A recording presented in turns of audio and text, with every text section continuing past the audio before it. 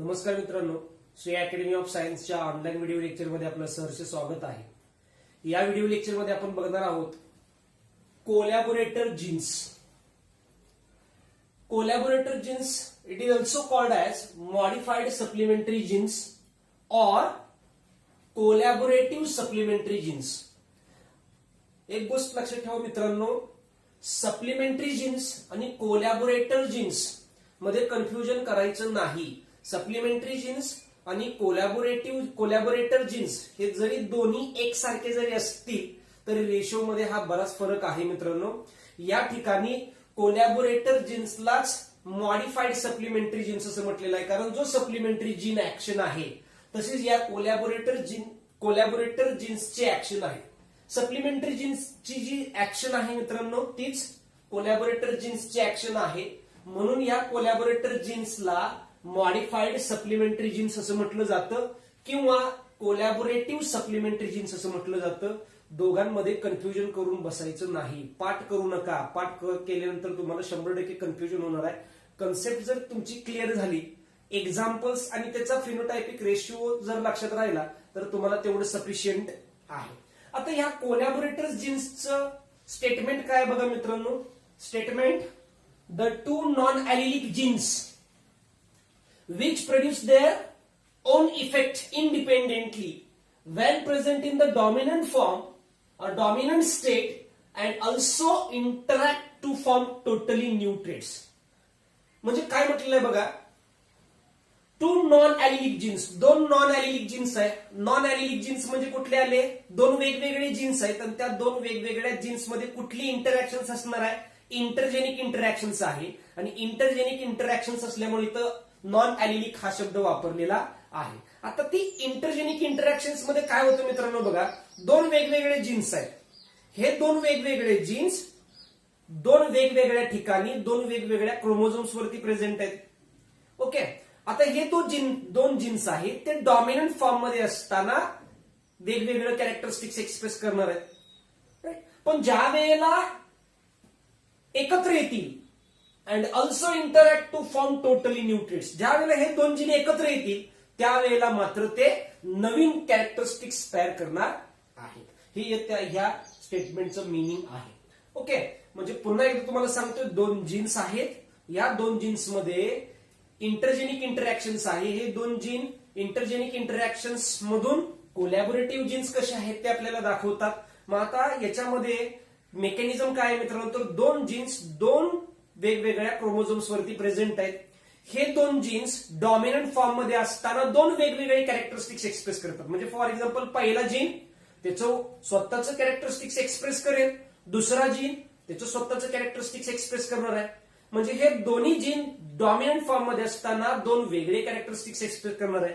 पण ज्या वेळेला ते दोन्ही जीन एकत्र येतील त्यावेळेला मात्र ते पहिल्या दोघांपेक्षा दोघं एकत्र आल्यानंतर वेगळं कॅरेक्टरिस्टिक्स तयार करणार आहेत। ओके, आता ह्याचं एक्झाम्पल काय म्हटलंय बघा, कोंब टाईप इन पोल्ट्री। चिकन बघितलं असेल तुम्ही किंवा कोंबडी। ओके, सो कोंब टाईप म्हणजे त्या कोंबडीच्या डोक्यावरती असलेला तुरा, त्याला काय म्हणायचंय, कोंब टाईप इन पोल्ट्री। आता त्या तुऱ्याचे वेगवेगळे प्रकार आहेत, हे तुम्हाला या व्हिडिओच्या शेवटी मी तुम्हाला डायग्राम कडून दाखवणार आहे। फक्त तुम्ही ही कन्सेप्ट तुम्ही पहिल्यांदा समजून घ्यायची। ओके, आता एक्झाम्पल काय आलं, कोंब टाईप इन पोल्ट्री। आता ह्या पोल्ट्रीमध्ये जे वेगवेगळे कोंब टाईप आहे त्याच्यामध्ये कुठला जीन आहे, कोलॅबोरेटिव्ह जीन ऍक्शन आहे, किंवा ज्याला आपण मॉडिफाइड सप्लिमेंटरी जीन ऍक्शन असं म्हणणार आहे, किंवा ज्याला कोलॅबोरेटिव्ह सप्लिमेंटरी जीन ऍक्शन असं म्हणणार आहे। मग नेमकं त्याच्यामध्ये काय होतं ते बघूया। बघा, first, two collaborator genes are present, that is capital P and capital R. Comb type in poultry याच्यामध्ये दोन जीन्स प्रेझेंट आहेत। पहिल्या जीनला आपण नाव दिलेलं आहे कॅपिटल P, दुसऱ्याला म्हटलेलं आहे कॅपिटल R, राईट। पुढे काय म्हटलंय बघा, when none of these genes present in the dominant state, that is small p small r, it produce single comb। ज्या वेळेला कॅपिटल P आणि कॅपिटल R हे दोन जीन्स आहेत आणि दोन्हीपैकी एकही जीन डॉमिनंट नाही, म्हणजे सगळे दोन्हीच्या दोन्ही जीन रिसेसिव्ह फॉर्म मध्ये आहेत. कुठल्या फॉर्म मध्ये? कुठली जीनोटाईप पकडणार? Small P small R small R. त्यावेळेला कुठल्या प्रकारचं कॅरेक्टरिस्टिक्स तयार होतं? सिंगल कोंब तयार होणार आहे. म्हणजे कोंबडीच्या डोक्यावरती असलेला जो तुरा आहे त्याच्यामध्ये सिंगल तयार होणार आहे. तो सिंगल तयार होणार आहे. त्याला काय म्हणायचं आहे? सिंगल कोंब. ओके. म्हणजे बघा, कॅपिटल पी आणि कॅपिटल आर हे दोन जीन्स आहेत. ह्या दोन जीन मध्ये कोणीही जर डॉमिनंट नसेल आणि एकत्र आले असतील तर सिंगल जीन तयार करणार. बरोबर आहे. Next, gene P alone is dominant. म्हणजे हा जो जीन पी आहे तो एकटा डॉमिनंट आहे. कुठली कंडिशन आली? कॅपिटल पी होमोझायगस और capital P small P heterozygous conditions मध्ये. होमोझायगस कंडिशन्स मध्ये जीन पी डॉमिनंट असू देत किंवा हेट्रोझायगस कंडिशन्स मध्ये जीन पी डॉमिनंट असू दे, कुठलं कॅरेक्टरिस्टिक्स तयार होणार आहे? पी कोंब तयार होणार आहे. Next, gene R alone is dominant. म्हणजे हा जो जीन आर आहे तो एकटा डॉमिनंट आहे. होमोझायगस कंडिशन्स असेल किंवा हेट्रोझायगस कंडिशन्स असेल. होमोझायगस कॅपिटल आर और heterozygous capital R small R. कुठल्या प्रकारचं कॅरेक्टरिस्टिक्स तयार होणार आहे? रोज कोंब. ओके. आता बघा, सगळ्यात महत्वाचं collaborative gene actions. When both genes that is capital P and capital R occurs together in dominant state. ही तिची कंडिशन आहे. जिथं बाण आहे, जिथं रेष आहे त्याच्या ठिकाणी कॅपिटल पी किंवा स्मॉल पी असेल, या ठिकाणी कॅपिटल आर किंवा स्मॉल आर असेल. हे कॉम्बिनेशन तयार करायचे आहे. मग ज्या वेळेला कॅपिटल पी आणि कॅपिटल आर डॉमिनंट स्टेट मध्ये एकत्र येतील त्यावेळेला वॉलनट कोंब तयार होणार आहे. कुठला प्रकार तयार होणार आहे मित्रांनो? वॉलनट कोंब. म्हणजे थोडक्यात आहे, अगदी सिंपल आहे. या कोंब टायपिंग पोल्ट्री मध्ये दोन जीन्स आहेत. पहिला जीन म्हणजे कॅपिटल पी, दुसरा जीन म्हणजे कॅपिटल आर. हे समजून घ्या. हे पाठ केलं तर कधीच लक्षात राहणार नाही मित्रांनो. हे समजून घ्यायचं आहे. ओके. सो कोंब टायपिंग पोल्ट्री मध्ये दोन जीन्स आहेत, कॅपिटल पी आणि कॅपिटल आर. कॅपिटल पी आणि कॅपिटल आर हे दोन जीन्स आहेत. ह्या दोन जीन्स मध्ये ज्या वेळेला हे दोन्ही जीन्स रेसेसिव्ह फॉर्म मध्ये असतील आणि एकत्र आलेले असतील, दोन्ही जीन्स काय म्हणतोय बघा, दोन्ही जीन्स रेसेसिव्ह फॉर्म मध्ये असतील आणि एकत्र आलेले असतील त्यावेळेला तिथं सिंगल कोंब तयार होणार आहे. राईट. पुढची कंडिशन ही झाली पहिली. दुसरी कंडिशन काय? ज्या वेळेला जीन पी हा एकटा डॉमिनंट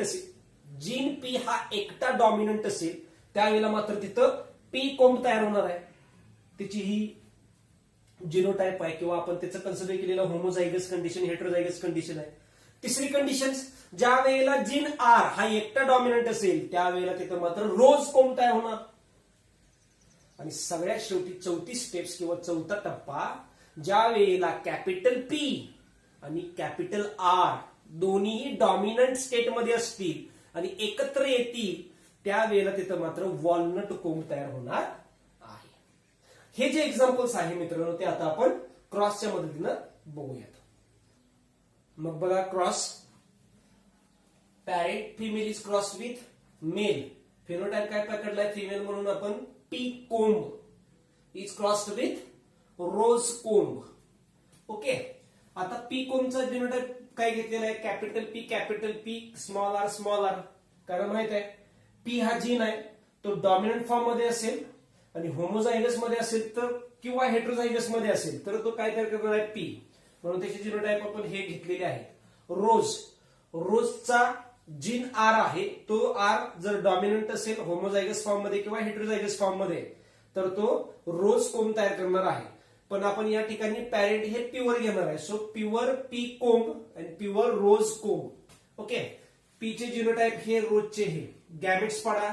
कॅपिटल पी मधून एक कॅपिटल पी, स्मॉल आर मधून एक स्मॉल आर, स्मॉल पी मधून एक स्मॉल पी, कॅपिटल आर मधून एक capital R.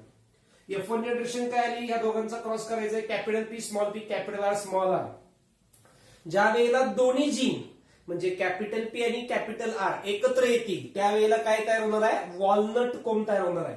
So capital P small P, capital R small R, walnut comb. Okay. F1 जनरेशनचे गॅमेट पडले. काय पडणार gamete?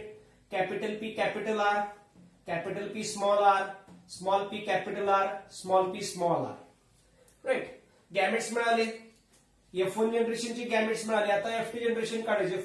So for getting F2 generation, selfing of F1 generation with the help of checkerboard. मग चेकरबोर्डच्या मदतीने बघा, chequerboard आखलेला आहे. Horizontally mail, vertically female, आणि हे सगळे काय आले, त्याचे प्रोबॅबल क्रॉसेस आले. पहिला क्रॉस काय आला, capital P capital R walnut कोंब.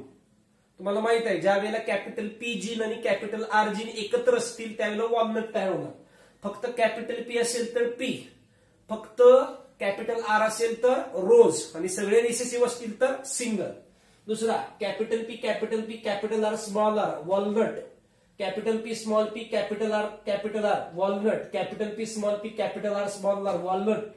Next capital P capital R small R walnut.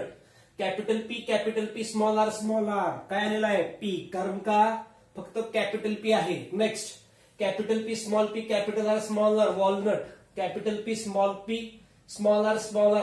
P. Capital P small P capital R walnut. Capital P small P capital R small R walnut. Capital P small P capital R काय आला, rose, कारण P तर फक्त काय capital R. Capital P small P capital R small R rose. Capital P small P capital R small R काय आला, walnut. Capital P small R P. Small P capital R small R rose. Small P small R single. दोन gene आहेत, कुठले कुठले, P gene आणि R gene. हे recessive form मध्ये आहेत आणि एकत्र आहेत, त्यामुळे काय आलं, सिंगल आलं. फिनोटायपिक रेशो काय आला, walnut as to pea as to rose as to single. हे सगळे काय आहेत, कोंबचे टाईप आहेत. So walnut comb as to pea comb as to rose comb as to single comb. The ratio is 9:3:3:1.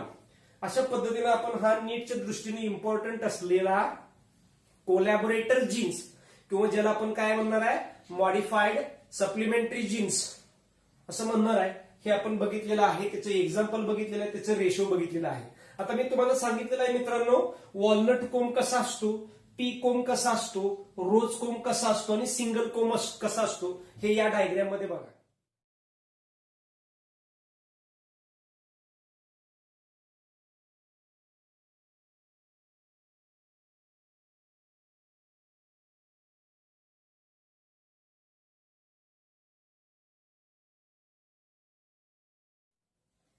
जर video आवडला असेल तर लाईक करा, सबस्क्राईब करा, शेअर करा. थँक्यू.